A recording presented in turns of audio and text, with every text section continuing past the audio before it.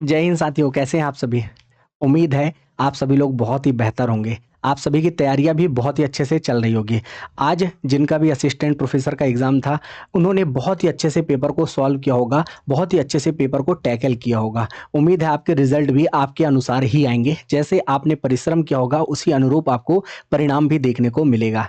क्या है कि परिणाम का वेट बहुत ही मुश्किल होता है। सबसे पहले एग्ज़ाम का वेट, फिर एग्ज़ाम देने के बाद परिणाम का वेट। साथियों देखिए, यहाँ से कुछ प्रश्न ऐसे एज इट इज़ पूछे गए जो हमने अभी तक की क्लास, लगभग 7 क्लास हमारी ज्योग्राफी की हो चुकी है। साथ ही साथ एक कंपाइल लेक्चर आपको दे दिया गया है आर्ट एंड कल्चर का, वहाँ से भी एज इट इज़ प्रश्न आए हुए हैं। तो आज की ये जो असिस्टेंट प्रोफेसर का एग्ज़ाम हुआ है, पूरे के पूरे पेपर को एनालिसिस करेंगे, क्योंकि पेपर एनालिसिस हमें यह सिखाता है कि मध्य प्रदेश के जो अपकमिंग एग्ज़ाम है वहाँ पे किस प्रकार से प्रश्न बन सकते हैं, यहाँ से एज इट इज़ कौन से प्रश्न बन सकते हैं, और यहाँ जो आज की शिफ्ट में पेपर में प्रश्न आए थे क्या यह भी रिपीटेड प्रश्न है। तो आज की पूरी क्लास आपकी पेपर बेस्ड है। जी हाँ, आपको बताया जाएगा कि आपके पेपर में कौन कौन से सब्जेक्ट से कितना कितना आया। साथियों पूरा पोस्टमार्टम कर देंगे आज के पेपर का। तो चलिए देख लेते हैं। असिस्टेंट प्रोफेसर का यह दूसरे फेज का पेपर था। तीसरे फेज का पेपर अक्टूबर में होगा, पहले फेज का पेपर जुलाई में हो गया था, यह दूसरे फेज का पेपर है।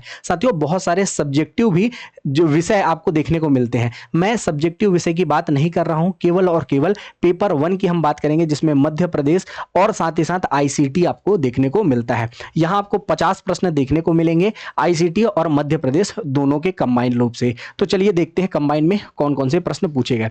सबसे पहला प्रश्न पूछा गया, देखिए यहां हमारे पास एग्जाम की ही पूरी पीडीएफ थी, है ना। ये पेपर बी है जो मैं आपके सामने डिस्कस करने वाला हूं। याद रखिएगा, हमने इंग्लिश और हिंदी साथ में लगा दिया, क्योंकि बार बार स्लाइड में ऊपर करते नहीं बनता है, इसलिए एक साथ लगा दिया है तो आसानी होगी हिंदी मीडियम और अंग्रेजी माध्यम के विद्यार्थियों के लिए। चलिए पहला प्रश्न है, नेटवर्क डिवाइस जो कई लेन को जोड़ सकती है तथा ट्रैफिक समस्याओं को पृथक करने के लिए नेटवर्क को विभाजित भी कर सकती है, उसे क्या कहा जाता है।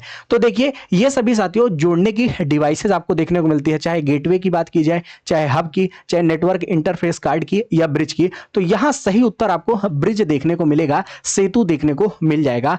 आंसर नंबर डी आपको सही देखने को मिलता है। आईसीटी की अगर बात की जाए तो ये आपको कौन पढ़ाते हैं, तो शुभम सर के द्वारा ये पढ़ाया जाता है आईसीटी। चलिए दूसरा प्रश्न हमें देखने को मिलता है, एक एआई टूल जो कि एल्गोरिदम का उपयोग करके डेटा को फिल्टर करता है तथा ग्राहकों के लिए लोकप्रिय उत्पादों का सुझाव देता है, उसे क्या कहा जाता है। व्यक्तिकरण, वास्तविक समय आशय लक्ष्यीकरण, सिफारिश इंजन या चैट बॉक्स सहायता। साथियों इसे रिकमेंडेशन इंजन भी कहा जाता है। आंसर नंबर सी इसका राइट आंसर होगा, सिफारिश इंजन या रिकमेंडेशन इंजन कहा जाता है। तीसरा एक प्रश्न है, छाहुर किस क्षेत्र का पारंपरिक लोक नाट्य है। साथियों जी हाँ साथियों, ये लोक नाट्य से प्रश्न आ गया। जी हाँ, आर्ट एंड कल्चर से। बिल्कुल, हमने आर्ट एंड कल्चर का लगभग 3 घंटे 45 मिनट का वीडियो डाला हुआ है, हाल ही में डाला था, लगभग 6 से 7 दिन पहले। यहां से डायरेक्ट प्रश्न आ गया। देखिए यह बुंदे, ये आपको देखने को मिलेगा छाहुर। देखिए छाहुर, जिंदवा, लकड़बग्गा, ये पूरे के पूरे आपको देखने को मिलते हैं बघेलखंड के प्रमुख लोक नाट्य हैं ये। तो देखिए लोक नृत्य, लोक नाट्य, लोक चित्रकला, लोक शिल्पकला, यहां से हमेशा प्रश्न पूछे जाते हैं और ये नहीं पता क्यों विद्यार्थियों को टफ लगता है, तो हमने प्रयास किया एक ही साथ सारी की सारी चीजों को कंपाइल किया जाए। चलिए अगला प्रश्न है, कामठी किस जनजाति के देवताओं का प्रिय वाद्य यंत्र है। तो देखिए प्रिय वाद्य यंत्र की बात पूछी जा रही है किस जनजाति की, तो कामड़ी की बात की जाए तो यह भील जनजाति का प्रमुख वाद्य यंत्र आपको देखने को मिलता है। ऐसे ही गोंड जनजाति का भी एक है जिसे बाजा कहा जाता है। बाजा, बाजा, जी हाँ बाजा, और यही परिवर्तित रूप हो गया बाना का। ये किसका है, यह गोंड जनजाति का है। जबकि भील जनजाति का क्या है साथियों, यह कामड़ी है। कामठी अगर लिखा होता तो ये वाद्य यंत्र नहीं होता है, याद रखिएगा। ये जो कामठी है ये आपको देखने को मिलता है, यह धनुष है, यह भील जनजाति से ही संबंधित है। तो देखिए ठा और डा का ही फर्क था। कुछ इस प्रकार आपको पढ़ना होगा, तैयारी बेहतर करनी होगी कि अगर कोई प्रश्न आ रहा है तो उससे संबंधित चीजें हमें याद हो। अभी हम लास्ट में पूरा का पूरा पोस्टमार्टम कर देंगे कि किस यूनिट से या किस सब्जेक्ट से कौन कौन से प्रश्न बने हैं। चलिए अगला प्रश्न है, राजा शंकर शाह एवं कुंवर रघुनाथ शाह जनजातीय स्वतंत्रता संग्राम सेनानी संग्रहालय कहाँ स्थित है, ये आपको बताना है। म्यूजियम एक नया खुला हुआ है साथियों, जिसका उद्घाटन वर्ष 2024 में नरेंद्र मोदी जी के द्वारा किया गया था, जो देश के प्रधानमंत्री हैं। 15 नवंबर 2024 2024 को इन्होंने इस संग्रहालय का उद्घाटन किया और यह कहाँ है? जबलपुर में। यह प्रश्न अक्सर बनते रहता है क्योंकि देखिए 18 सितंबर को इनकी जयंती मनाई जाती है, शंकर शाह और रघुनाथ शाह की। इन दोनों का संबंध किससे है साथियों? तो यह गोंड शासक है और इनका संबंध है वर्ष 1857 की क्रांति की। जी हाँ, प्रथम स्वतंत्रता संग्राम से इनका संबंध आपको देखने को मिलता है। 18 सितंबर को यह शहीद हो गए थे। यहाँ के जो डिप्टी कमिश्नर थे, जी हाँ, जिनका नाम है क्लार्क, इन्होंने तोप के मुंह में इन्हें बांधकर उड़ा दिया था, पिता और पुत्र को। जी हां, जिनका नाम है शंकर शाह और रघुनाथ शाह। याद रखिएगा 18 सितंबर 2021 को जबलपुर रेलवे स्टेशन के जस्ट सामने इनकी मूर्ति का अनावरण किसने किया था? यह भी कई एग्जामों में प्रश्न पूछा गया है। तो जो हमारे गृह मंत्री हैं वर्तमान में, अमित शाह जी के द्वारा किया गया था। चलिए, बहरहाल इसका उत्तर जबलपुर आपको याद रखना है। अगला प्रश्न है, निम्नलिखित में से कौन सी योजना के तहत विनिर्माण केंद्रित परियोजनाओं और सेवा उन्मुख व्यवसायों को सहायता प्रदान की जाती है? वैसे तो सभी की सभी योजना से प्रदान की जाती है, लेकिन इस प्रश्न का ऑड उत्तर अगर अपन देखना चाहें तो देखिए साथियों, यहाँ संत रविदास स्वरोजगार योजना, चाहे डॉक्टर भीमराव अंबेडकर की बात की जाए या भगवान बिरसा मुंडा, ये सभी SC ST संबंधित है, जबकि ये सभी को ये योजना का लाभ मिलेगा, मुख्यमंत्री उद्यम क्रांति योजना। बाकी अगर विनिर्माण केंद्रित और सेवा उन्मुख की बात की जाए तो चारों की चारों योजना विनिर्माण और साथ ही साथ सेवा उन्मुख से आपको देखने को मिल जाती है। तो answer B is a right answer. बाकी इंग्लिश मीडियम के छात्र भी बिल्कुल इस प्रकार उत्तर लगा लेंगे। ऐसा नहीं है कि केवल और केवल एक बारे में बताया जाएगा, हिंदी मीडियम नहीं, दोनों के माध्यम से। चलिए, 2011 की जनगणना के अनुसार मध्य प्रदेश की कौन से जिले सबसे कम और सबसे अधिक क्षेत्रफल वर्ग किलोमीटर वाला है? तो देखिए, क्षेत्रफल से प्रश्न आ गया और यह क्षेत्रफल से अक्सर प्रश्न बनता है ना, कि सबसे अधिक क्षेत्रफल वाला जिला कौन सा है, सबसे कम क्षेत्रफल वाला। और यहाँ वर्ष 2011 की जनगणना के अनुसार तो भोपाल और छिंदवाड़ा। अभी अभी आप सभी लोग एग्जाम निकाल लीजिए साथियों, क्योंकि 2027 के बाद आपको नई जनगणना पढ़नी पड़ेगी। अभी तो आप 2011 की जनगणना जैसे तैसे याद कर लिए थे, तो अभी जितने एग्जाम होने वाले हैं उनमें क्वालिफाई कर लीजिए, जिससे आपको बार बार नहीं पढ़ना पड़ेगा। तो उत्तर इसका सी होगा, भोपाल एंड छिंदवाड़ा सर्वाधिक क्षेत्रफल में। अगला प्रश्न है, मध्य प्रदेश में हरसी परियोजना मुख्य रूप से किस जिले में स्थित है? देखिए, जिन्होंने भी हमसे नदियों के बारे में पढ़ा है उन्हें परियोजनाएं पढ़ाई गई हैं। तो 3 बांध आपको बताए गए थे, हरसी, तिघरा और ककेट। ये तीनों के तीनों आपको देखने को मिलेंगे ग्वालियर वाले क्षेत्र में। जी हाँ, हरसी, तिघरा और ककेट। तो हरसी परियोजना आपको संबंधित देखने को मिलेगी और ग्वालियर से संबंधित, और यहाँ पे सिंधिया राजाओं का शासन था, तो जीवाजी राव सिंधिया के द्वारा इसका विकास करवाया गया था। तो याद रखिएगा, हरसी कहाँ आपको देखने को मिलता है? तो ग्वालियर। तो Gwalior is a right answer. अगला प्रश्न है, माधव राष्ट्रीय उद्यान किस जिले में स्थित है? अब देखिए, मध्य प्रदेश राष्ट्रीय उद्यान की भूमि है। पूरे भारत में अगर कहीं सबसे ज्यादा राष्ट्रीय उद्यान है, आपके प्यारे मध्य प्रदेश में है। यहाँ आपको 11 राष्ट्रीय उद्यान देखने को मिलते हैं, जिसमें से आपको बिल्कुल साथियों प्रोजेक्ट टाइगर में सम्मिलित सबसे ज्यादा राष्ट्रीय उद्यान वाला राज्य भी मध्य प्रदेश देखने को मिलता है। और यहाँ का हाल ही में जो प्रोजेक्ट टाइगर में सम्मिलित किया गया राष्ट्रीय उद्यान है, उसका नाम ही है माधव राष्ट्रीय उद्यान। इसलिए यहां से प्रश्न पूछा गया है कि माधव राष्ट्रीय उद्यान किस जिले में है, तो आप बताइएगा। यह शिवपुरी जिले में आपको देखने को मिलता है। यह करंट का प्रश्न है साथियों, करंट को स्टैटिक बेस्ड में बनाकर यह प्रश्न पूछ लिया गया है। तो answer C is a right answer. अगला प्रश्न है, वर्ष 2025 तक मध्य प्रदेश से होकर जाने वाले राष्ट्रीय राजमार्गों की संख्या आपसे पूछा जा रहा है, नेशनल हाईवेज की संख्या पूछा जा रहा है। और नेशनल हाईवेज की बात की जाए 2025 तक तो 46 नेशनल हाईवे देखने को मिलेंगे। और यह नेशनल हाईवे किस रूप में विभाजित है? ऑड और इवन में विभाजित है। ऑड मतलब साथियों बिल्कुल विषम, और इवन मतलब सम संख्या में विभाजित है। सम का मतलब जैसे कि 44, 46, 52, ये सभी साथियों सम संख्या वाले हैं। और इवन की बात की जाए तो जैसे 27, 39, 45, ये सभी आपको ऑड में देखने को मिलेंगे। तो ऑड और इवन फॉर्मूला में ये निर्धारित किए गए हैं। लगभग 9000 वर्ग किलोमीटर से अधिक का जाल आपको देखने को मिलेगा नेशनल हाईवेज का, राष्ट्रीय राजमार्गों का। मध्य प्रदेश में कितने हैं टोटल? तो 46 है। आंकड़ा कौन सा है? 2025 का पूछा है। अगला प्रश्न है, भोपाल रियासत का जब भारतीय संघ में विलय हुआ उस समय रियासत के नवाब कौन थे? तो नवाब का नाम क्या है? हमीदुल्ला खान है। हमीदुल्ला खान कौन है साथियों? उस टाइम पे नवाब थे जिन्होंने भारत संघ में विलय कब किया था भोपाल का? तो 1 जून 1949 को इन्होंने भारत संघ में विलय कर लिया था। और इसे किस पार्ट में रखा गया था? तो भोपाल को पार्ट सी में विंध्य प्रदेश के साथ रखा गया था। अगला प्रश्न है हमारा, 1 नवंबर 1956 को जब नए मध्य प्रदेश का गठन हुआ, तब उस समय मध्य प्रदेश में कुल कितने जिले थे? तो आपको 43 जिले देखने को मिलते हैं। हमने जिलों का गठन क्रम पढ़ा है, बिल्कुल बिल्कुल गठन की हमने शुरुआत से कहानी पढ़ी कि आपको 43 जिले देखने को मिलते हैं 56 में। फिर 1972 में 2 नए जिले जुड़े थे। जी हाँ, राजनांदगांव से अलग, जो दुर्ग से अलग हुआ था, और सीहोर से अलग होकर भोपाल बना था। फिर 98 में आपको 16 नए जिले देखने को मिलते हैं। इस प्रकार 2000 तक 61 जिले हो गए थे। और 2000 में विभाजन हो गया छत्तीसगढ़ का, जहां 16 जिले किसे दे दिए गए थे? छत्तीसगढ़ को, और मध्य प्रदेश में 45 जिले बच गए थे। ये पूरी की पूरी कहानी हमने जिलों के गठन में पढ़ ली थी। अगला प्रश्न हमारा देखने को क्या मिलता है, चलिए देख लेते हैं। यहां याद रखिएगा, हमीदुल्ला खान है इनका, इसका 46।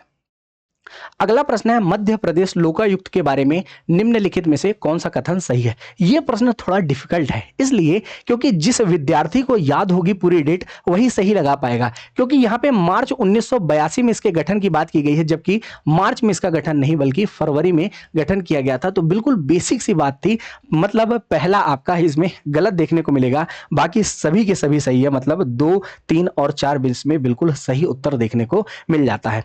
अगला प्रश्न हमारा है, कांवर या कंवर जनजाति मध्य प्रदेश के किस जिले में है? हमारे क्लास में एक फ्रेंड पढ़ती थी, जी हाँ, उसका सरनेम भी कांवर था। नाम तो नहीं बताएंगे, लेकिन हमें उससे याद है, और हम भी बिलोंग करते हैं शहडोल संभाग से। जी हाँ साथियों, तो ये कहाँ देखने को मिलेगी, कांवर या कंवर जनजाति? तो शहडोल में देखने को मिलती है। अगला प्रश्न है, ये भी कल्चर से प्रश्न है, सुरौती किस लोक अंचल की चित्रकला है?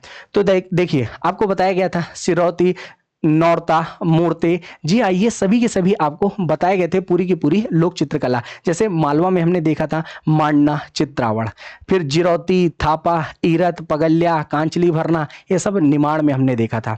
फिर इसके बाद आपने तिलंगा, छठी चित्र, ये सब हमने देखा था बघेलखंड में। जबकि सुरैती, नौरता, मूर्ते, मोर मुरैला, ये सभी की सभी कहाँ की चित्रकला है? तो यह बुंदेलखंड की चित्रकला है। तो Bundelkhand is a right answer. अगला प्रश्न हम देखते हैं कौन सा है, तो इसका याद रखिएगा शहडोल, और सुरैती आप देखेंगे तो ये आपको देखने को मिलेगा बुंदेलखंड में। चलिए, 10 अप्रैल 2026 को संविधान के सिंधी भाषा संस्करण का विमोचन किसने किया था? तो देखिए, विमोचन पूछा जा रहा है। अब देखिए, 10 अप्रैल की डेट पूछी गई, और साथ ही साथ ये करंट का प्रश्न है। तो देखिए, संविधान में 21वां संविधान संशोधन किया गया, और यह कब किया गया था? 10 अप्रैल 1967 को सम्मिलित की गई थी साथियों। सिंधी को साथियों, जी हाँ, लैंग्वेज में सम्मिलित किया गया था। इससे 15 भाषा हो गई थी 8वीं अनुसूची में। जी हाँ, 8वीं अनुसूची किससे संबंधित है? भाषा से संबंधित है, जहां पे 22 भाषाएं आपको देखने को मिलती हैं। तो 15वां संविधान संशोधन, 21वां संविधान संशोधन आपको देखने को मिलता है ना। और यह कब हुआ था? 10 अप्रैल को, और इसीलिए 10 अप्रैल 2026 को संविधान की जो संस्करण है उसका किसमें आपको देखने को मिलते हैं साथियों? विमोचन सिंधी भाषा में। अब आपसे पूछा जा रहा है किसने किया, तो उपराष्ट्रपति जी थे हमारे CP राधाकृष्णन जी, इन्होंने विमोचन किया था। तो यहां से ये प्रश्न निकल कर आता है। ये पृष्ठभूमि भी थोड़ा बहुत आप याद रखिएगा, हो सकता है अपकमिंग एग्जाम में यहां से प्रश्न बन जाए। चलिए, अगला प्रश्न, मध्य प्रदेश में ग्राम पंचायत समितियों पर विचार कीजिए। नियोजन एवं विकास समिति, वित्तीय समिति, प्रशासनिक समिति, निर्माण कार्य समिति, उपरोक्त में से कौन सा या सी ग्राम पंचायत समिति नहीं है पूछा जा रहा है साथियों। देखिए, तो आपको नियोजन एवं विकास समिति देखने को मिलेगी, और निर्माण कार्य समिति देखने को मिलेगी। जी हाँ, ग्राम निर्माण कार्य समिति, ग्राम नियोजन एवं ग्राम विकास समिति, जबकि वित्तीय समिति और प्रशासनिक समिति नहीं होती। तो इसका 2 और 3 इज अ राइट आंसर हो जाएगा। नहीं है पूछा जाएगा, केवल और केवल 2 देखने को मिलती है मध्य प्रदेश में। कौन कौन सी आपको 2 देखने को मिलती है? एक नियोजन और दूसरी निर्माण कार्य। तो इसका उत्तर सी याद रखिएगा, सी इज अ राइट आंसर। अगला प्रश्न है, मध्य प्रदेश के बजट अनुमान 2025-26 के अनुसार सबसे अधिक व्यय किस क्षेत्र से प्रस्तावित है? कृषि तथा संबंधित गतिविधियों से। तो ए इज अ राइट आंसर, ए इसका सही उत्तर हो जाएगा। टंटिया मामा आर्थिक कल्याण योजना का संबंध किससे आपको देखने को मिलता है? शिक्षा अनुदान, नवीन रोजगार उद्यम की स्थापना। तो बिल्कुल सही उत्तर बी हो जाएगा, नवीन स्वरोजगार उद्यम की स्थापना, setting up a new self employment venture. अगला प्रश्न है, निम्नलिखित में से कौन सा मोबाइल ऐप राष्ट्रीय ई गवर्नेंस डिवीजन इसके अलावा इलेक्ट्रॉनिक्स एवं आईटी मंत्रालय भारत सरकार द्वारा एकल एकीकृत मोबाइल एप्लीकेशन पर कुछ क्लिक्स के साथ किसी भी समय कहीं भी प्रमुख सरकारी सेवाओं का लाभ उठाने के लिए नागरिकों को सशक्त बनाकर जीवन में सुधार लाने हेतु तैयार किया गया है, उसका नाम है Umang, unified mobile application for new age governance. साथियों, ये पिछली बार भी प्रश्न आया था, लगातार 3 से 4 एग्जाम में यहां से प्रश्न पूछा गया, तो उमंग को याद रखिएगा, unified mobile application for new age governance, याद रखिएगा, ये प्रश्न कई बार एग्जाम में पूछा गया है। अगला प्रश्न है, जैन ग्रंथ परिशिष्ट पर्वन के अनुसार मौर्य शासक संप्रति ने उज्जैन में किस आचार्य से जैन धर्म की दीक्षा प्राप्त की थी? तो जैन धर्म की दीक्षा आचार्य सुहस्ती से इन्होंने प्राप्त की थी, तो इसे भी याद रखिएगा, यह हिंदी ग्रंथ अकेडमी से डायरेक्ट प्रश्न पूछा गया है। मालवा की ताम्र पाषाणिक संस्कृति के स्थल नावदा टोली का उत्खनन किसके द्वारा किया गया? तो यह बिल्कुल खरगोन से संबंधित प्रश्न है, एच.डी. सांकलिया, ये ताम्र पाषाणकालीन बस्ती है साथियों, एच.डी. सांकलिया जी ने खोज की थी, तो ये कई बार एग्जाम में प्रश्न पूछा गया है, तो रिपीटेड प्रश्न है यह भी। अगला प्रश्न है, 1857 की क्रांति के समय जबलपुर का कमिश्नर कौन था? देखिए, डिप्टी कमिश्नर नहीं पूछा जा रहा है, तो क्लार्क जिसने भी लगाया बिल्कुल गलत होगा।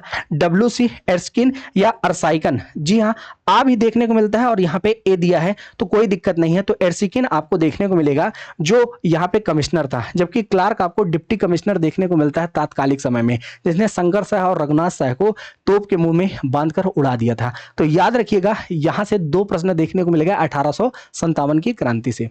अगला प्रश्न है, भारतीय मानक समय रेखा 82.5 डिग्री पूर्वी देशांतर। साथियों, आपको पूर्वी देशांतर जो देखने को मिलती है मध्य प्रदेश के किस जिले से गुजरती है? तो उसका नाम है सिंगरौली। हमने तो यह भी जाना था कि भारत में कितने राज्यों से होकर जाती है। क्लियर प्यारे साथियों, याद आ रहा होगा, 5 आपको बताए गए थे।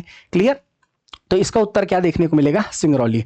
ये इसका भी लगा लीजिए, इंग्लिश मीडियम वाले, एच.डी. सांकलिया जी, एर्स्किन जी, इसके अलावा सिंगरौली। अगला प्रश्न, नर्मदा भ्रंश घाटी का निर्माण किस काल में आपको बताना है भ्रंशण से हुआ है? अब देखिए, भ्रंशण की जो प्रक्रिया है किस टाइम पीरियड की है, आपको बताया गया था, एक टाइम पीरियड था मीसोजोइक युग था, और मीसोजोइक युग में आपको 3 चीजें देखने को मिलती हैं। ये आपको एग्जाम्पल के थ्रू बताया गया था, ट्राइसिक, जुरैसिक और क्रिटेशियस टाइम पीरियड। साथियों, ट्राइसिक में आपको बताया गया था कि इस टाइम पे डायनासोर आए हुए थे, जबकि जुरैसिक में जुरैसिक पार्क मूवी भी बनी है, तो डायनासोर साथियों काफी तेजी से बढ़े, डायनासोर का स्वर्ण काल कहा जाता है, और क्रिटेशियस काल में डायनासोर विलुप्त हो गए, और आपको इसी से याद कराया गया था, यही टाइम पीरियड था जब नर्मदा में भ्रंश घाटी का निर्माण हो रहा था, रिफ्ट वैली का निर्माण हो रहा था। क्रिटेशियस काल को कुछ इस प्रकार आपको याद कराया गया था, उम्मीद है आपको याद होगा। हाँ, अगर आपने नदियों का लेक्चर नहीं देखा है जिसमें नर्मदा की भू आकार की भी समझाई गई है, उसे देखिएगा, आपको नर्मदा की भू आकार की समझ में आएगी, नर्मदा कैसे कैसे फ्लो करती है, रिफ्ट वैली कैसे बनी, किस टाइम पीरियड में बनी, आपको क्लियर हो जाएगा वहां से। अगला प्रश्न है, मध्य प्रदेश शासन के जनजातीय कार्य विभाग के एक महत्वपूर्ण प्रकाशन वन्या का प्रकाशन कब से प्रारंभ हुआ? तो वन्या का प्रकाशन 1980 से प्रारंभ हो गया था। यह मध्य प्रदेश की जनजातियों के लिए साथियों प्रकाशन का कार्य करते हैं, जिसमें 11 आपको केंद्र भी देखने को मिलेंगे। अब आप बताइएगा कौन सी किस जनजाति का केंद्र सबसे ज्यादा है और कहां कहां? आपको बता दे रहे हैं भील जनजाति का है, आप बताइएगा कहां कहां पे आपको देखने को मिलेगा। वर्ष 1980 इसका याद रखिएगा, क्रिटेशियस टाइम पीरियड। चलो, अगला प्रश्न है, कारस देव मध्य प्रदेश के किस क्षेत्र के लोक आख्यान देवता है? तो साथियों, ये बुंदेलखंड के देवता है, ये पशु से संबंधित देवता है, जानवरों से संबंधित आपको देवता देखने को मिल जाएंगे। कौन है साथियों? कारस देव, तो बुंदेलखंड से इनका संबंध आपको देखने को मिलता है। अगला प्रश्न है, मई 2026 में किस प्रख्यात व्यक्ति को भारत के सार्वजनिक सेवा प्रशासक प्रसार भारती इसका अध्यक्ष नियुक्त किया गया है? तो उनका नाम है प्रसून्न जोशी जी। प्रसून्न जोशी जी का नियुक्ति की गई है साथियों प्रसार भारती के अध्यक्ष के रूप में। अगला प्रश्न है, मार्च 2026 में एक जिला एक उत्पाद, जी हाँ, one district one product summit का आयोजन मध्य प्रदेश के किस जिले में आपको देखने को मिलता है? तो ओडीओपी के साथियों याद रखिएगा, समिट का आयोजन आपको रतलाम में देखने को मिल जाता है। थोड़ा छोटा करना पड़ेगा साथियों अपन को। D is a right answer, तो इसका उत्तर क्या होगा? डी। तो रतलाम आपको देखने को मिल जाएगा, रतलाम याद रखिएगा, रतलाम इसका सही उत्तर है। देखिए, 2 जगह आपको देखने को मिलता है ओडीओपी से संबंधित कॉन्क्लेव। देखिए, ओडीओपी की अगर बात की जाएगी तो ODOP D is a right answer, याद रखिएगा, है ना, D is a right answer. देखिए ओडीओपी के लिए अगर बात की जाए समिट का आयोजन, तो वो कहाँ हुआ, रतलाम में हुआ। ओडीओपी का ग्रोथ कॉन्क्लेव कहाँ हुआ, ओडीओपी से जो प्रगति की बात की जाएगी, ओडीओपी की प्रगति के लिए ये आयोजन किया गया था शिवपुरी में। इसके अलावा ओडीओपी से संबंधित मध्य प्रदेश और उत्तर प्रदेश की सरकार एक साथ मिली थी और मार्च में कॉन्क्लेव हुआ था, वह वाराणसी में हुआ था। क्योंकि देखिए ये ओडीओपी जो विचार है जापान ने 80 के दशक में अपनाया था, उसको उत्तर प्रदेश सरकार ने वर्ष 2018 में अपनाया, फिर हमने उत्तर प्रदेश से सीख ली और हमने 2021 में इसे अपनाया ओडीओपी की प्रोसेस को। अब उत्तर प्रदेश एक जनपद और एक उत्पाद को प्रोत्साहित कर रहा है। जी हाँ, एक जनपद और एक उत्पाद को। कुछ इसी प्रकार मध्य प्रदेश भी अपना रहा है उत्तर प्रदेश की टेक्निक को। चलिए, तो इसे आपको याद रखना है, थोड़ा सा दिमाग में बैठा कर चलना है। चलिए आगे चलते हैं।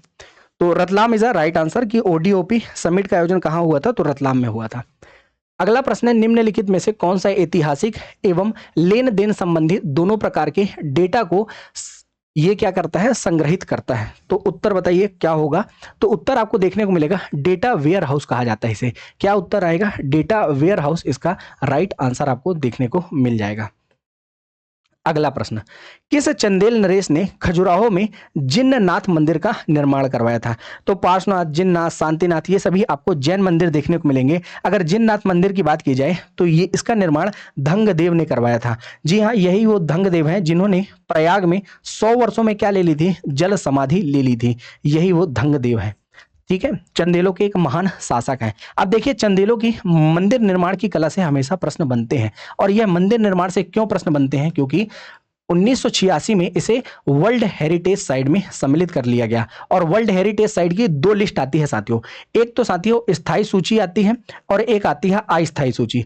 स्थायी सूची में मध्य प्रदेश के 3 स्थान सम्मिलित हैं, जिनका नाम है खासाभी, खजुराहो, सांची, भीमबेटका। 1986, 1989 और 2003 में इसे सम्मिलित किया गया था।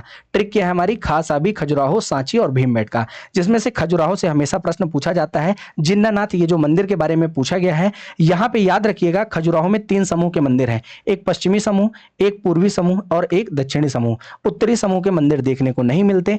पूर्वी समूह के जो मंदिर है वो जैन धर्म से संबंधित है। पश्चिमी समूह के अधिकांश मंदिर हिंदू देवी देवताओं से संबंधित हैं, और इसी प्रकार दक्षिणी समूह के मंदिर देखने को मिल जाएंगे। कुछ इस प्रकार आप पढ़िएगा तो आपको चीजें याद रहेंगी। बहरहाल अगर आप प्रश्न है हमारा, तात्या टोपे को ब्रिटिश सरकार ने फांसी, आपको बताना है फांसी पर कहां लटकाया था, श्योपुर, झांसी, ग्वालियर या शिवपुरी। तो उत्तर आपने सही लगाया होगा, शिवपुरी। शिवपुरी में मान सिंह जो थे उन्होंने इन्हें पकड़वा दिया था। पाडोन का जो जंगल पड़ता है, शिवपुरी में एक जंगल है पाडोन का जंगल, जी हाँ, वहीं पास से इन्हें पकड़ा गया और इसके बाद इन्हें शिवपुरी में फांसी दे दी गई थी। तो कई बार ये प्रश्न पूछा गया है इतिहास से संबंधित, तो इसे थोड़ा सा याद रखिएगा।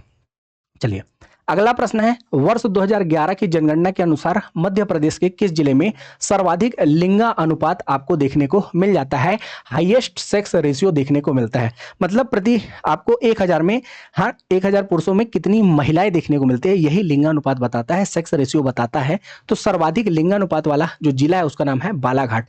4 जिले आपको हमेशा याद रखने होंगे जो 1000 से अधिक लिंगानुपात वाले हैं, जिनमें सबसे पहला है बालाघाट, फिर आता है अलीराजपुर, फिर उसके बाद आता है मंडला और फिर उसके बाद आता है डिंडौरी। बालाघाट में कितना है 1021, मतलब 1021। अलीराजपुर में आपको देखने को मिलता है 1011, जबकि मंडला में आपको देखने को मिलता है 1008, मंडल बनाएंगे, और डिंडौरी में 1002 आपको लिंगानुपात सेक्स रेशियो देखने को मिलता है। अगला प्रश्न, निम्न में से कौन सी नदी मध्य प्रदेश व राजस्थान तथा मध्य प्रदेश एवं उत्तर प्रदेश के बीच सीमा बनाती है। तो हमने जाना था मध्य प्रदेश की सभी नदियों को, और इस प्रकार भी जाना था कौन सी नदियां 3 राज्यों में, कौन सी नदियां 4 राज्यों में प्रवाहित होती है, कौन सी नदियां 2 राज्यों में। तो यहां से आप निश्चित रूप से उत्तर लगाएंगे कि चंबल नदी पहले तो मध्य प्रदेश और राजस्थान में, फिर उसके बाद मध्य प्रदेश और उत्तर प्रदेश में। तो इट्स अ राइट आंसर। बाकी आप देखिए, बाकी नदियां जैसे नर्मदा की बात की जाएगी तो यह मध्य प्रदेश और महाराष्ट्र और गुजरात की ओर बहती है साथियों, पश्चिम की ओर। वहीं अगर सिंध की बात की जाए तो यह उत्तर की ओर, जबकि बेतवा की बात की जाए तो यह भी उत्तर की ओर आपको देखने को मिलेगी, जो मध्य प्रदेश और उत्तर प्रदेश से संबंधित है, ना कि राजस्थान से। तो उत्तर हो जाएगा सी। अगला प्रश्न है हमारा, निम्न में से मध्य प्रदेश की कौन सी नदी पश्चिम दिशा की ओर बहती है? तो हमने नदियों का विभाजन देखिए पर्वत श्रृंखलाओं के अनुसार भी पढ़ा है कि विंध्य पर्वतमाला से निकलने वाली नदियां कहाँ जाएंगी, सतपुड़ा पर्वतमाला से निकलने वाली नदियां कहाँ जाएंगी। फिर हमने अपवाह तंत्र के अनुसार नदियों को पढ़ा है, जैसे गंगा अपवाह तंत्र, नर्मदा अपवाह तंत्र, गोदावरी अपवाह तंत्र, माही अपवाह तंत्र। कुछ इस प्रकार हमने अपवाह तंत्र के अनुसार भी नदियों को पढ़ा है। और एक और हमने बांटा था आयाम, जिसका नाम है दिशा के अनुसार नदियों का विभाजन, जिसमें उत्तर की ओर, दक्षिण की ओर, पश्चिम की ओर, पूर्व की ओर, इन सभी विभाजनों को हमने देखा था। और इससे निकल कर आता है उत्तर कि माही ऐसी नदी है जो पश्चिम की ओर प्रवाहित होती है। और माही आज के पेपर के लिए बहुत ही फेवरेट प्रश्न था एग्जामिनर के लिए, कई प्रश्न पूछे गए हैं माही से संबंधित। क्लियर, हाईएस्ट सेक्स रेशियो का हमने बालाघाट उत्तर लगा लिया है। अगर बात की जाए नदी की, बात की जाए तो ये आपको देखने को मिलते हैं मध्य प्रदेश राजस्थान और मध्य प्रदेश उत्तर प्रदेश। अगर बात की जाए तो ये माही पश्चिम की ओर बहने वाली नदी है साथियों। सतपुड़ा तापीय विद्युत केंद्र किस जिले में स्थित है? तो यह सतपुड़ा ताप विद्युत केंद्र आपको सारणी में देखने को मिलेगा। और यह सारणी कहाँ है? तो यह बैतूल जिले में है। तो याद रखिएगा, सारणी बैतूल में आपको सतपुड़ा ताप विद्युत केंद्र देखने को मिल जाता है साथियों। थर्मल पावर स्टेशन कई बार पूछा गया है, जिसका उत्तर होगा बैतूल। अगला प्रश्न है, माही परियोजना से लाभान्वित जिले कौन से हैं? तो माही, धार और झाबुआ इससे लाभान्वित होंगे। जी हाँ, ये सरदारपुर से आपको देखने को मिलती है, मिंडा ग्राम से। जी हाँ, मेहंद झील भी इसका उत्तर आता है, देखने को मिलता है माही नदी का उद्गम स्थल के रूप में। यह आदिवासियों की गंगा भी कहलाती है साथियों। इसके बारे में हमने यह भी पढ़ा था कि इसके किनारे एक कुंभ भी लगता है। हाँ, जहां वेड़ेश्वर त्रिवेणी संगम पर एक कुंभ भी लगता है, जिसे आदिवासियों का कुंभ भी कहते हैं, जनजातियों का कुंभ भी कहते हैं। अगला प्रश्न, निम्नलिखित में से किस देश को बायोफैक्ट 2026 जर्मनी में कंट्री ऑफ द ईयर, साथियों इससे नामित किया गया है कंट्री ऑफ द ईयर? तो उत्तर आएगा भारत। देखिए, पीएससी के एक ट्रेंड है, अगर भारत आ रहा है तो कई बार उत्तर भारत ही होता है। ऑप्शन से देखकर आप लगा सकते हैं यह अनुमान। बहरहाल अगले प्रश्न की ओर चलते हैं। अगला प्रश्न है, निम्नलिखित में से कौन सा इलेक्ट्रॉनिक्स एवं सूचना प्रौद्योगिकी विभाग भारत सरकार द्वारा प्रस्तावित ई प्रमाण यानी राष्ट्रीय ई प्रमाणीकरण सेवा का एक घटक नहीं है? पहचान प्रबंधन, सिंगल साइन ऑन, आधार आधारित क्रेडिट सत्यापन या पैन आधारित ई प्रमाणन, ये ई केवाईसी। तो ऑप्शन डी हो जाएगा। बाकी तीन आपको देखने को मिलते हैं, ये वाला घटक इसमें बिल्कुल भी नहीं है। तो D is a right answer. अगला प्रश्न हमारा, मई 2026 में आपदा प्रबंधन हेतु विकसित सेल जो ब्रॉडकास्ट सिस्टम सेल है, जिसे कहा जाता है सेल ब्रॉडकास्ट सिस्टम, इसीलिए इसे सेल ब्रॉडकास्ट सिस्टम CBS का शुभारंभ किसने किया? नाम पूछ लिया गया। तो देखिए, इसका उत्तर होगा ज्योतिरादित्य सिंधिया। जी हाँ साथियों, इनके पास ये डिपार्टमेंट भी है, ब्रॉडकास्ट से संबंधित पूरा का पूरा डिपार्टमेंट है। याद रखिएगा, ये गृह मंत्रालय और C. जो संस्था है, बिल्कुल उसके सहयोग से बनाया गया है इसे। तो सेल ब्रॉडकास्ट सिस्टम का शुभारंभ आपसे पूछा गया है, तो यह ज्योतिरादित्य सिंधिया साहब ने किया है। मध्य प्रदेश से ही इनका संबंध आपको देखने को मिलता है। गोंड नरेश संग्राम शाह ने निम्नलिखित में से किस ग्रंथ की रचना की है? जी हाँ, संग्राम शाह साथियों, इन्होंने जो रचना की है उसका नाम है रस रत्नमाला।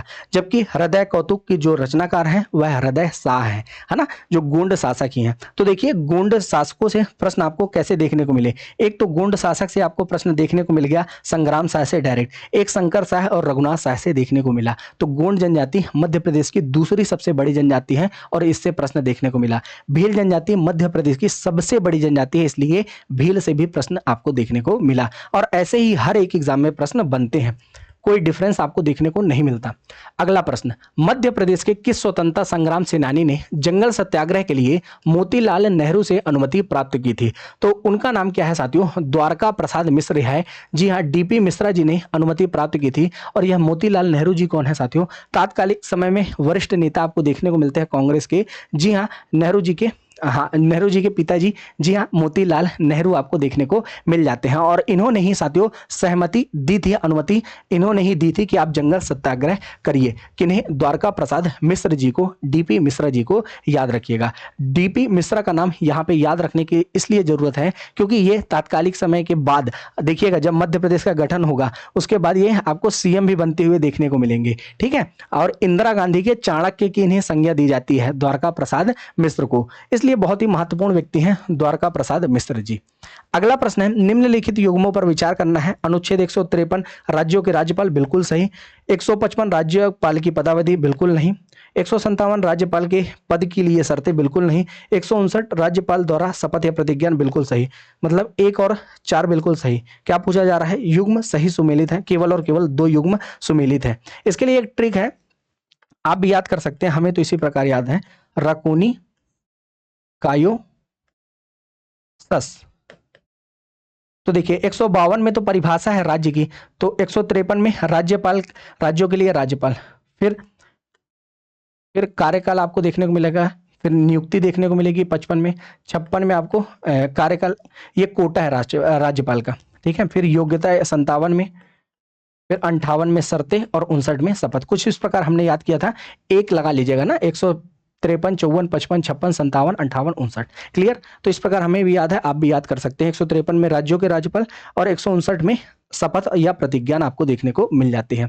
तो बिल्कुल सही उत्तर आपको कितने देखने को मिलते हैं? सही सुमेलित उत्तर केवल और केवल 2 देखने को मिल जाते हैं।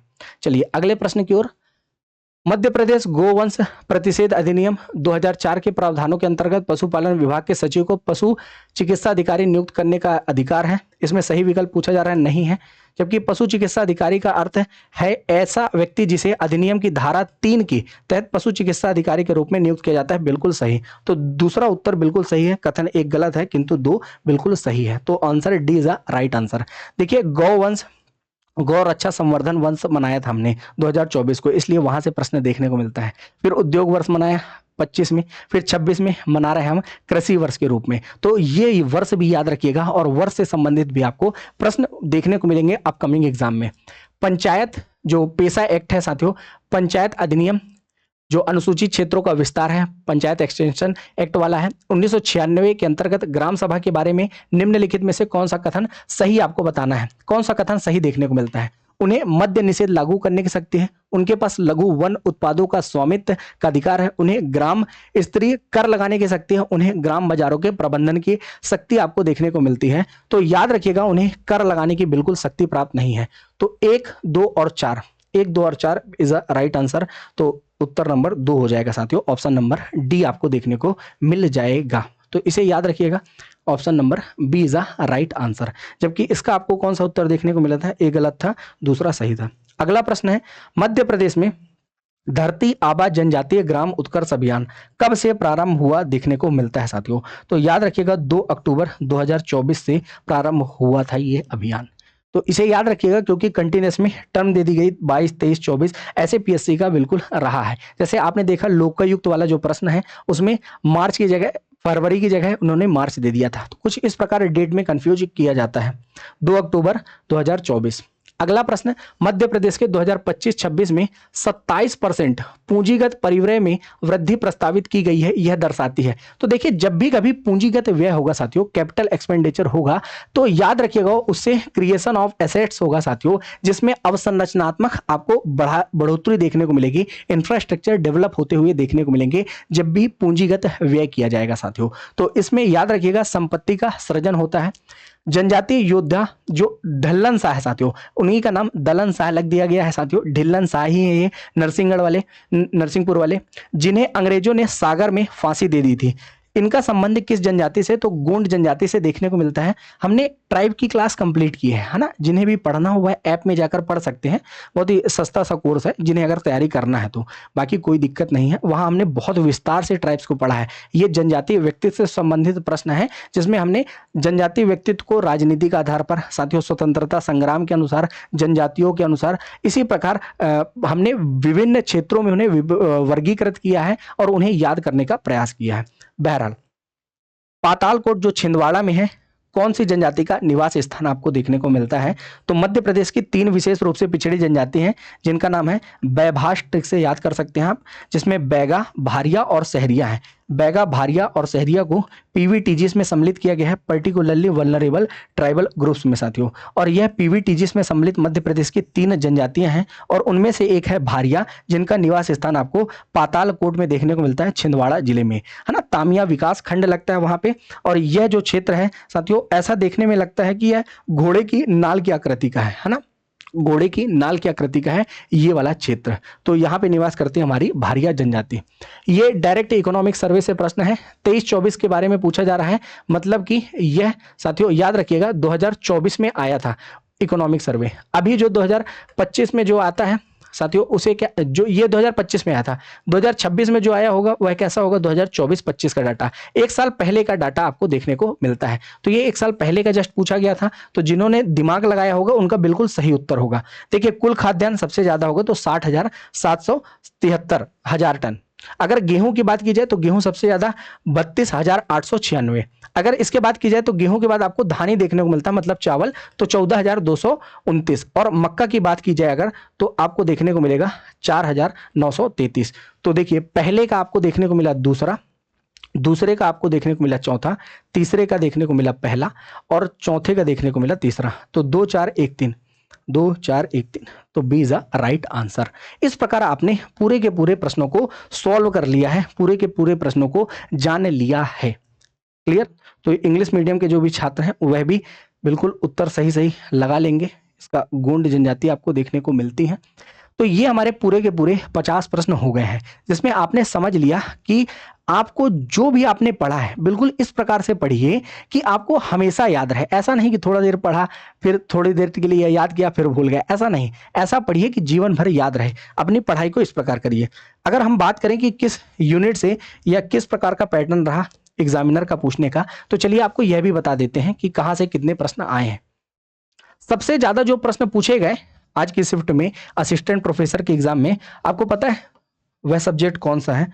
वह मध्य प्रदेश के भूगोल से प्रश्न पूछे गए।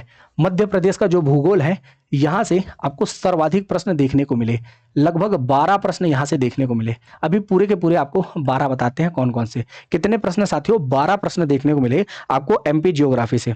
अगर बात की जाए जनजातियों से कितने प्रश्न देखने को मिले, यह भी आपको बताएंगे मध्य प्रदेश की जनजातियों से। तो मध्य प्रदेश की जनजातियों से आपको 7 प्रश्न देखने को मिले। देखिए 7 प्रश्न डायरेक्ट जनजातियों से पूछे गए। मध्य प्रदेश जनजातीय बाहुल्य राज्य है, इसलिए जनजातियों से देखने को मिले 7 प्रश्न। अगर इकोनॉमी से बात की जाए,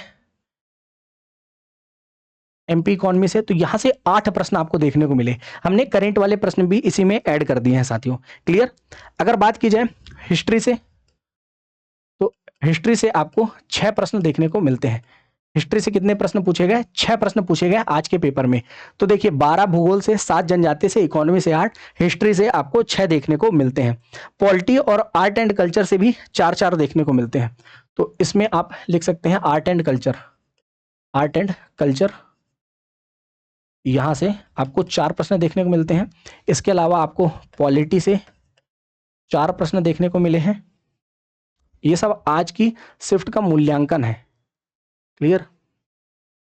जब आपको ये पता चल जाएगा, ये अगर आपने कर लिया हर एक टाइम हर एक एग्जाम में मध्य प्रदेश के, तो याद रखिएगा आपको बहुत सहूलियत होने वाली है।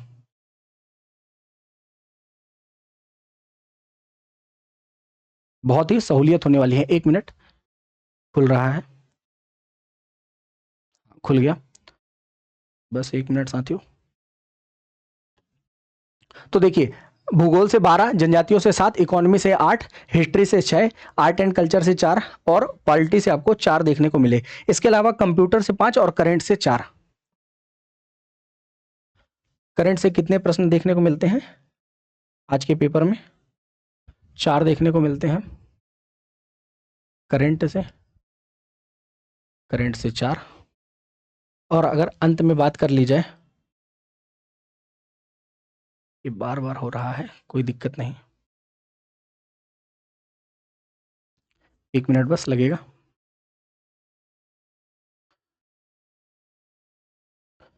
तो कंप्यूटर से कितने हैं? 5 प्रश्न देखने को मिलते हैं आपको कंप्यूटर से।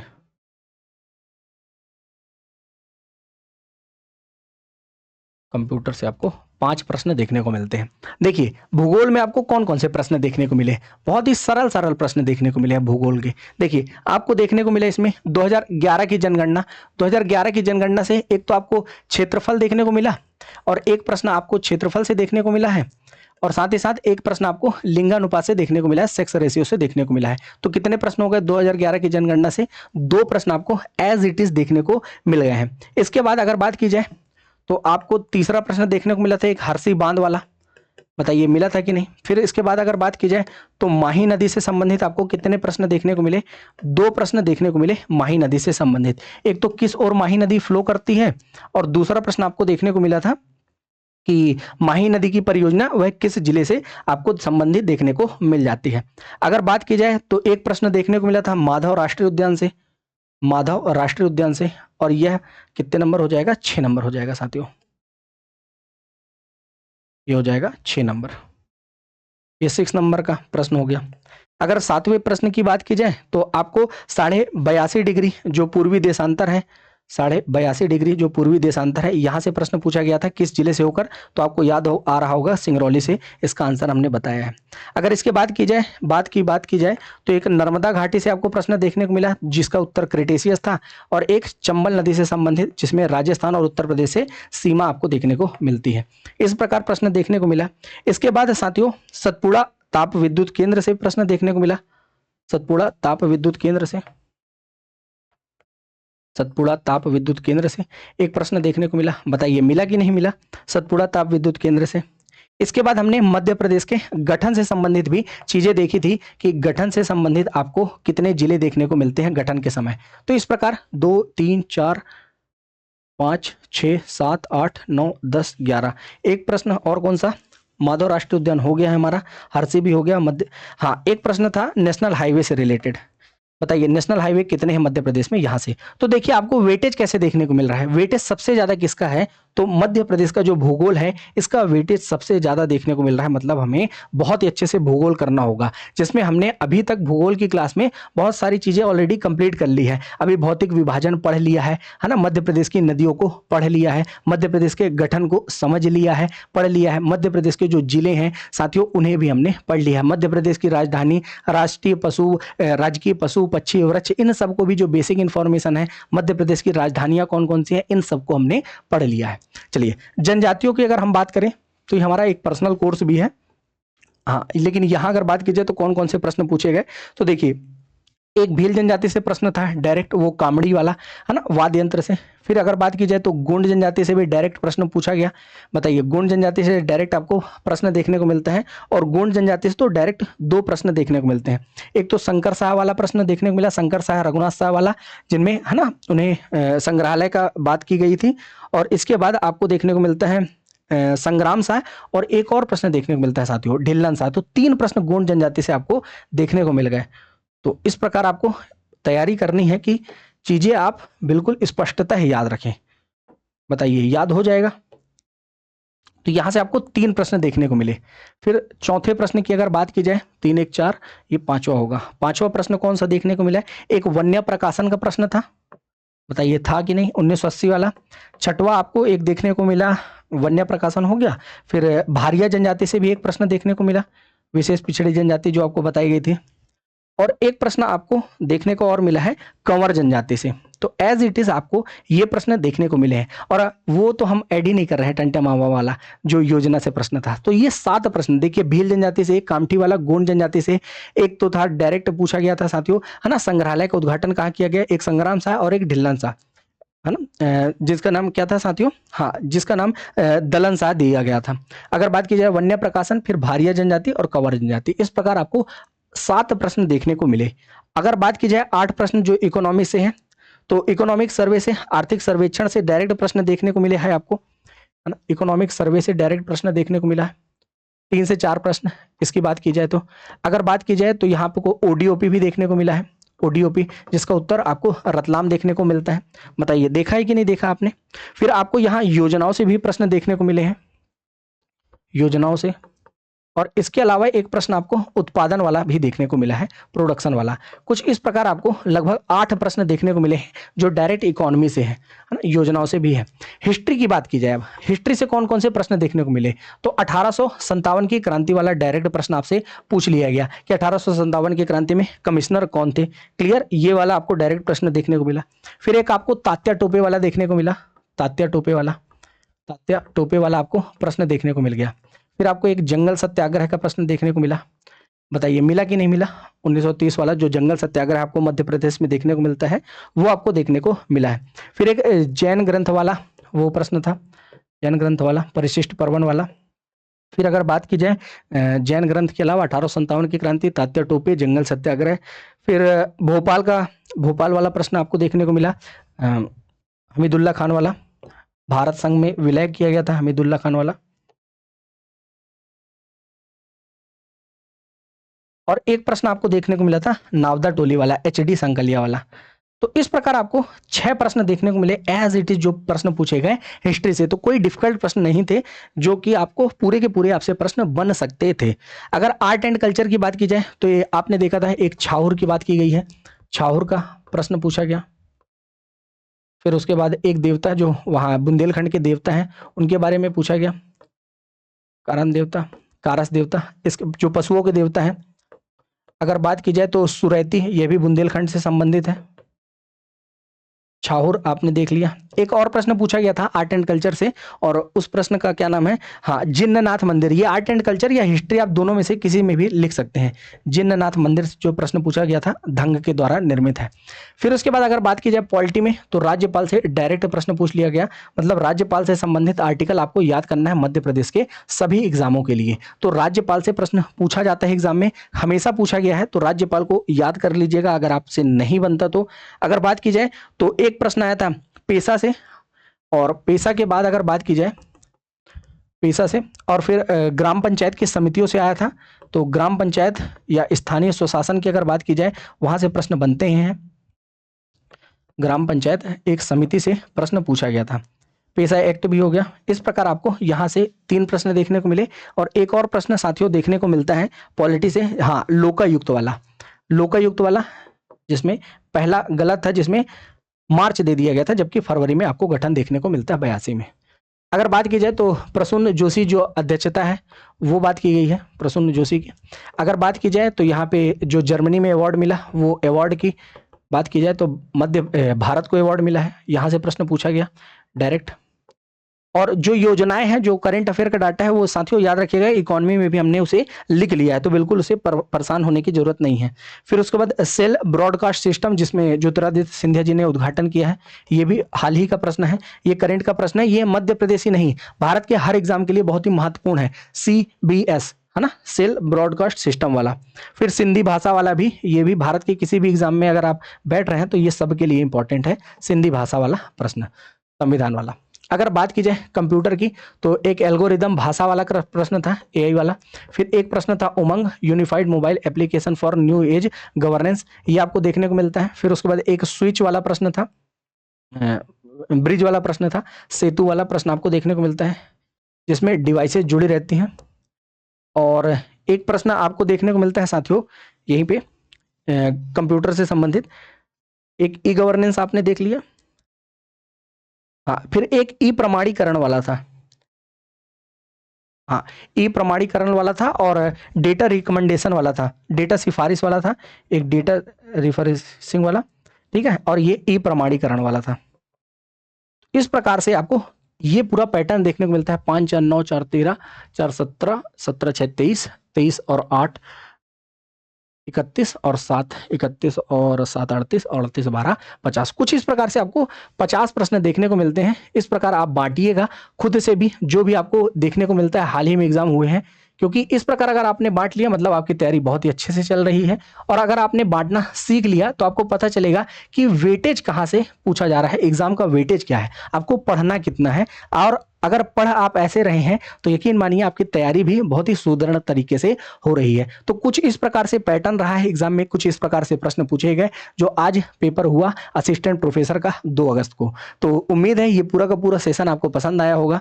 तो मिलेंगे अब हम नेक्स्ट क्लास में एक नए लेक्चर के साथ, और जानने का प्रयास करेंगे एग्जाम में जो पैटर्न बन रहा है क्या हम उसी प्रकार पढ़ रहे हैं कि नहीं।